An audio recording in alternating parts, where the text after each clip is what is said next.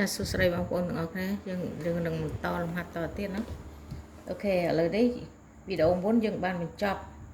35ចែកតាមតាបធំណា8តាមតាបផងនឹង35ឥឡូវនេះយើងចូលដល់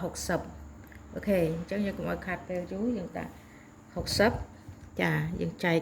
យក60ចូលមកចែកចា60នៅក្នុងខ្ទង់ទី2រុញក្រោមកម្មក្រៅ1ទាញតម្លាក់ក្រោមកម្មពីលើរបា1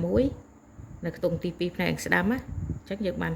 60ចាចាំមើល60តើយើងចែកនឹងប្រមាណចែកដាច់នឹងប្រមាណ60អាចចែកដាច់នឹង3ចែកដាច់នឹង2ចែកដាច់នឹង3ចាឥឡូវយើង60នេះយើងចែកនឹង2ចែកនឹង2 60ចែកនឹង2យើងបាន30ពីរដង60ចាអញ្ចឹងយើងនៅសល់លុប6ទៅយើងដាក់30ចារុញក្រោម5 3គ្រាប់ឡើងចេះ30ណាយើងចែកនឹង2 60ចែកនឹង2យើងបាន30ណោះអូខេតមកទៀត30នេះយើងចែកបន្តទៀតចាតែ30នេះយើងអាចចែកនឹងបានប៉ុន្មានយើងចែកបានថាចែកនឹង2ចាចែកនឹង2 60 30ចែកនឹង2យើងបាន15ចាអញ្ចឹង30ចែកនឹង2បាន15អញ្ចឹងយើងទាញក្រុមកម្មនេះមកយើងដាក់15នេះជាផលចែកចាយើងមើល15តែយើងចែកបានប្រមាណទៀត15អាចចែកនឹង2ទេអត់ទេអញ្ចឹងយើងចែកនឹង3អូខេអញ្ចឹងយើងរំលងរហូតណានេះតួចែកនេះយើងរំលងរហូតតួចែកទី1 2តួចែកទី2 2តួចែកទី3គឺ3រំលងខ្ទង់នឹងតាមលំដាប់ពីឆ្វេងមកស្ដាំចាអញ្ចឹងយើងបាន15ចែកនឹង3តែ15ចែកនឹង3បានប្រមាណ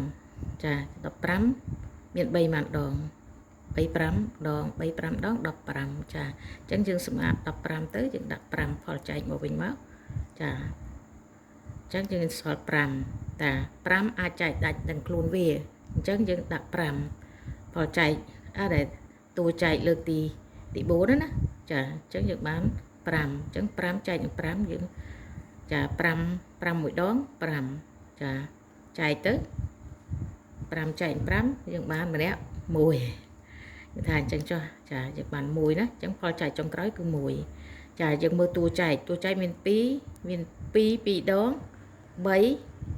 5ចាមាន2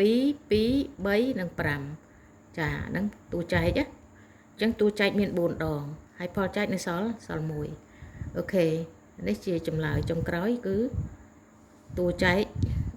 ក្នុងចំណោម4ដងហ្នឹងតួចែកធំជាងគេគឺ5ចាអូខេអរគុណច្រើនបងប្អូនទាំងអស់គ្នា